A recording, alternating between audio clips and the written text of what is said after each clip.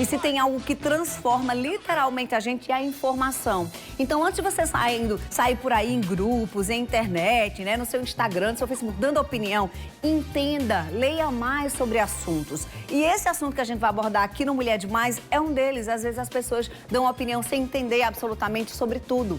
O canabidiol, gente, é um dos ativos medicinais derivados da maconha. São mais conhecidos atualmente, né, de uns anos para cá. E essa substância também é conhecida pela sigla CBD e tem apresentado resultados positivos para o tratamento de diversas doenças crônicas, Parkinson, epilepsia, por exemplo. Mas ainda falta regulamentação e a gente já mostrou aqui no programa várias vezes a luta das famílias pelo acesso a essa medicação. Quais são os motivos? Por que é tão difícil? Quais são os benefícios do uso dessa substância também? Assunto que vai ser debatido hoje no quadro Só Saúde.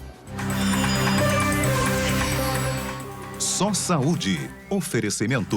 Laboratório Análises. Agora também na Rui Carneiro. Para bater esse papo, a gente convidou o médico endocrinologista, doutor Estevão Luiz. Bom dia, Estevão. Seja bem-vindo. Bom dia a você, está nos assistindo. Né? A alegria nossa receber você, Estevão. Recebemos também a analista do Tribunal de Justiça da Paraíba e também vice-presidente da Liga Canábica, a Sheila Geris, que já esteve aqui no programa em outra oportunidade esclarecendo, e também o presidente da Liga Canábica, o Júlio Américo. Bem-vindos, bom dia. Bom dia. Estevão, vou começar rapidinho com você para a gente entender em que momento essa substância começou a ser aplicada medicinalmente, né? E quando é que ela é indicada? Medicinalmente existem relatos há mais de 2.700 anos. E a partir da década de 60 do século passado, foi que houve a criminalização. Ela começou a ser levada em consideração como droga. E por isso as pesquisas foram meio que deixadas de lado. A partir da década de 80 e 90, quando foi descoberto o sistema endocannabinoides, elas voltaram na década de 80 com os sintéticos e a partir da década de 90 aproximadamente começaram com os extratos e voltou à tona toda a questão da cannabis, principalmente depois da descoberta do sistema endocannabinoide. Já havia sido desde a década de 60 já pesquisado em Israel pelo Dr. Rafael Michelin sobre o assunto.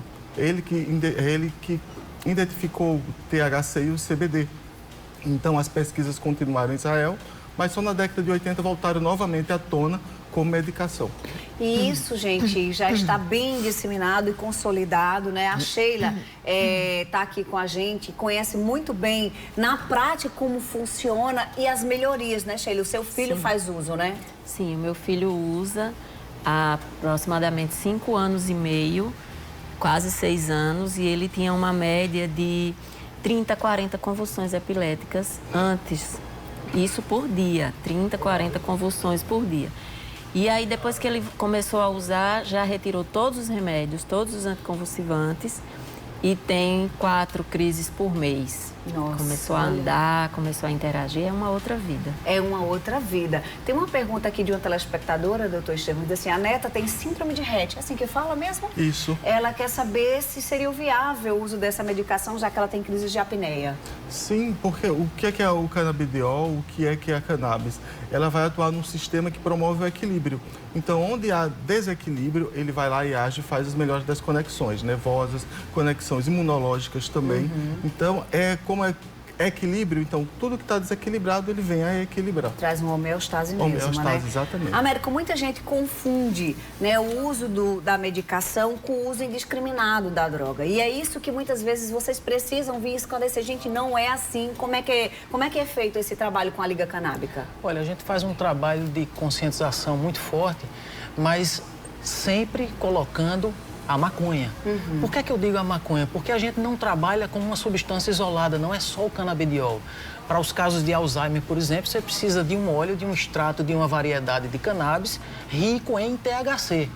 E, dependendo da dose, pode ser muito bom, tanto para dor crônica, como para combater os efeitos colaterais de quimioterapia, tudo. Então, não é só o canabidiol, a gente faz questão de desmistificar um pouquinho para que a gente chegue na planta. É a planta que nos interessa. Então, quebrar essa questão do preconceito. E os usos tradicionais de cannabis, eles já têm mais de 5.000 anos aí. Tanto os usos como uma erva medicinal, como usos ritualísticos. Tem comunidades quilombolas, indígenas no país, espalhadas, que já fazem esse uso, inclusive a erva medicinal, secularmente. Isso aqui ainda não é reconhecido, né? Exatamente. Eles vão continuar aqui com a gente, viu? Tem mais assuntos. Se você estava com dúvida, 991050400. E a nossa equipe, pessoal, conversou com a mãe, né, de uma criança de 3 anos de idade e que apresentou melhoras no quadro da síndrome de West desde que começou a fazer uso de medicamentos à base de canabidiol. E ela conta esse relato, essa experiência pra gente. Vamos acompanhar. Aos 3 anos de idade, a pequena Miriam carrega na bagagem uma história de luta contra uma doença rara. Moradora do sítio Malhada de Panela, na zona rural do Agreste Paraibano, a menina precisou buscar tratamento em Campina Grande para combater graves crises de epilepsia. 1 mês e 20 dias, ela ficou bastante mal, levei para o hospital de Queimadas. E ao chegar lá, a médica imediatamente percebeu que era convulsão. E a partir daí, saiu de lá com uma epilepsia comum. A pequena garotinha precisou tomar medicamentos controlados. Por mês, o pai, que trabalha como pedreiro, tinha que gastar cerca de R$800 em medicações para a criança. A situação mudou quando a família conheceu o óleo da cannabis. O tratamento medicinal com o extrato da maconha possibilitou qualidade de vida à criança. As convulsões se tornaram raras e o custo com farmacêuticos diminuiu. Uma vez uma colega me falou que existia essa medicação, né, da cannabis. E aí eu fiquei muito ansiosa por ela, assim, para conhecer. Mas aí eu não sabia que tinha uma associação em João Pessoa e nem em Campina. Me apresentou os óleos e comecei a utilizar. E foi um sucesso na vida de Miriam. Diminuiu as crises, né? Primeiramente diminuiu, que ela tinha muitas crises, diminuiu. Ela começou a interagir, começou ela dormir, que ela não dormia. À noite, ela ficava a noite todinha, dormia um pouco e acordava. Aí começou a dormir e começou a interagir mais com a gente. No final das contas, melhorou a qualidade de vida, né? Enquanto o VT estava passando, eu estava perguntando aqui a doutor Estevam, como é o processo? Como é que começa, por exemplo, ela descobriu através de uma amiga que existia o óleo, que às vezes é a informação que vai chegando, mas aí não sabe nem para quem procurar. Então, como não é uma situação, é uma situação atípica, né? Vai passando muito de boca em boca. Então, tem que procurar o médico, aí ele vai prescrever, vai formar um laudo médico e com um termo de ajuizamento ou um termo de consentimento, na qual o paciente assina, ciente de que aquela medicação não existe no Brasil e que tem, aliás, uma medicação que precisa da liberação da Anvisa no caso da importação, no caso das ONGs, tem um termo de ajuizamento que é fornecido pela ONG. Olha, desde o dia 2 de outubro, o paciente em tratamento de saúde que tenha sido receitado, como o doutor Estevam falou aqui, o uso de canabidiol, eles podem solicitar a importação de produtos feitos à base da substância por meio de um formulário eletrônico. Isso. E aí, segundo a Anvisa, esse formulário eletrônico procura, na verdade, agilizar, né, o atendimento às solicitações, eliminando várias etapas, como a triagem dos processos instaurados manualmente. E o novo guia de importação, mediante essa prescrição de profissional de saúde, que é legalmente habilitado, deve ser preenchido no portal do governo. Então, é portal.gov.br. Vai ser preenchido pelo paciente ou por um representante legal devidamente constituído.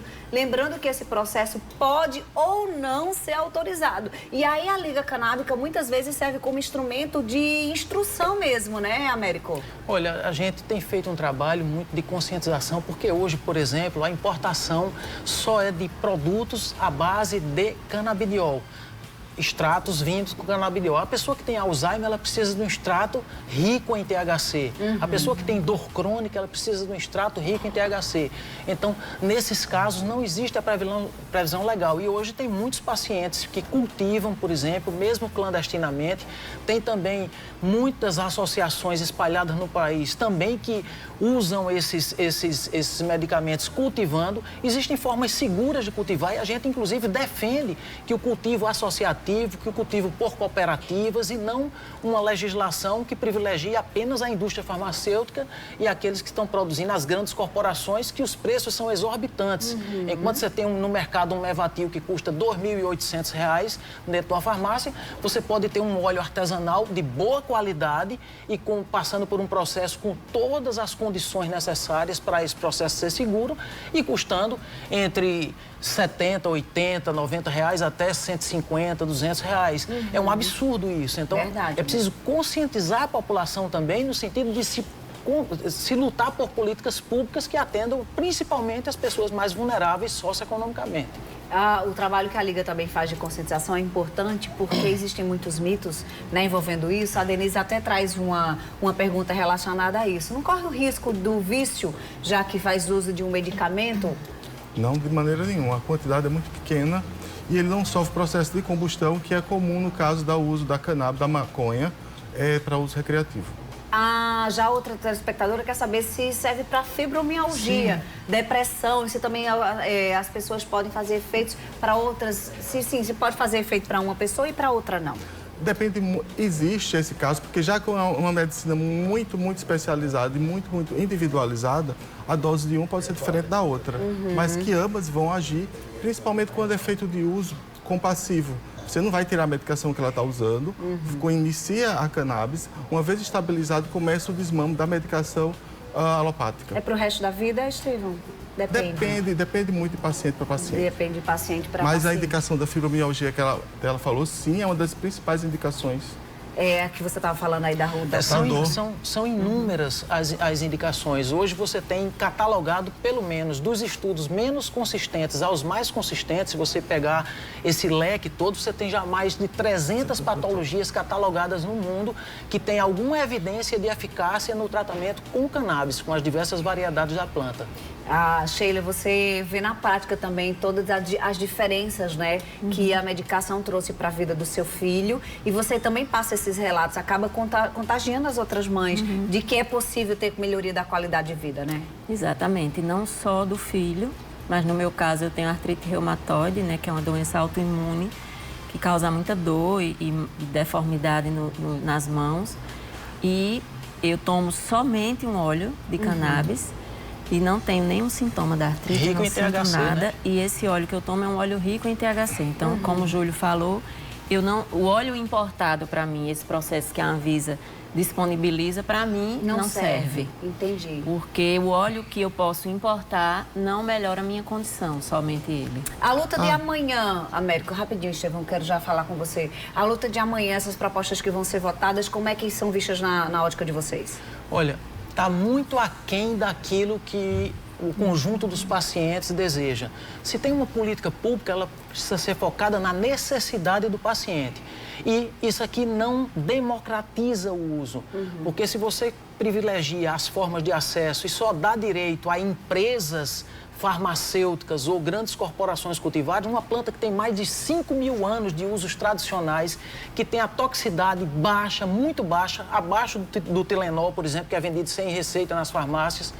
Os efeitos colaterais são sempre de leves a moderados, não existe registro de morte por overdose de cannabis. Então, tudo isso nos leva a crer que a gente precisa de uma legislação que cubra, inclusive, as associações que têm uma experiência inestimável de 5, 6 anos já, não só em relação à organização dos pacientes, mas a própria experiência com os efeitos colaterais, com as reações adversas, com as formas de absorção, com essa especialização, individualização do tratamento, porque cada um tem uma necessidade de canabinoides que muda em relação a questões como o ambiente, a alimentação e outros critérios clínicos que precisam ser levados em consideração. Então, isso aqui é um leque muito amplo e a gente tem uma experiência fortíssima nisso aqui que precisa ser considerada pelas autoridades. Então, essa legislação que vai ser votada amanhã, da forma como ela está muito aquém do que os pacientes precisam. Estevão, você ia fazer um comentário? Tem muita dúvida chegando em relação e essa doença, e aquela doença. A Américo lembrou que são mais de 300, né, que tem indicação, né? E tudo aquilo que provoca o desequilíbrio do corpo, a perda da homeostase, ela vai lá e atua. Já que ela atua, como eu falei anteriormente, no sistema endocannabinoide, que é um sistema de equilíbrio. Ele está espalhado por todo o organismo, desde o cérebro até o sistema linfático. Lembrar que é o seguinte, não é que compra... Gente, não vende aqui, né? Não vende, não é assim. Tem todo um processo que é feito. O Estevão já explicou aqui o processo que tem a prescrição, né, Estevão? É porque é um processo complexo. A grande maioria dos médicos são desinformados em relação ao assunto, não sabem nem por onde começar. E foi a partir dessa ideia, da minha dificuldade, da questão de aprender como fazer, foi quando eu criei o curso do workshop de cannabis medicinal, com o intuito de disseminar o que é a cannabis, como o médico pode atuar com esse arsenal terapêutico que provém da cannabis. Muito bom. Pois não, Américo? Nós temos na Liga Canábica uma reunião de acolhimento. Olha aí, importante isso. Toda primeira quarta-feira de cada mês, na sede social da ADUF, que fica lá no Cabo Branco, na rua Doutor Gilvan Muribeca, número 88, toda primeira quarta-feira de cada mês, 7h30 da noite, lá nesse local, a gente tira as dúvidas das pessoas, a gente coloca o potencial terapêutico da cannabis, tudo aquilo que a gente já estudou dessa questão do sistema endocannabinoide, das formas de interação que tem com outras medicações, tudo isso a gente tem esclarecido, tem feito um trabalho, temos uma equipe bem interessante nesse sentido e seria muito importante para todas as pessoas que tenham dúvidas que elas chegassem lá. Esclarecer tudo, né, gente? Muito obrigada por ter vindo aqui. Obrigada, Sheila. Obrigada, Américo. Obrigada, Estevão. Um prazer trazer vocês aqui para esclarecer tantas coisas, tantas dúvidas, porque eu acredito mesmo que é o conhecimento que consegue transformar. E aí, quando a gente vai dar uma opinião, a gente consegue dar uma opinião embasada em quem entende do assunto e não simplesmente, mas aí vai virar um monte de maconheiro. Essas coisas absurdas que a gente escuta, que infelizmente ainda são propagadas, né? Então, que a gente tenha responsabilidade naquilo que a gente anda propagando através de WhatsApp, através das nossas redes sociais. Que prolifera a informação correta. Tá aqui um link para você acessar no www.tvcorreio.com.br. Pega essa entrevista e coloca para todo mundo entender um pouco mais sobre esse processo. Obrigada, viu? Boa semana para vocês. Você também. Obrigado.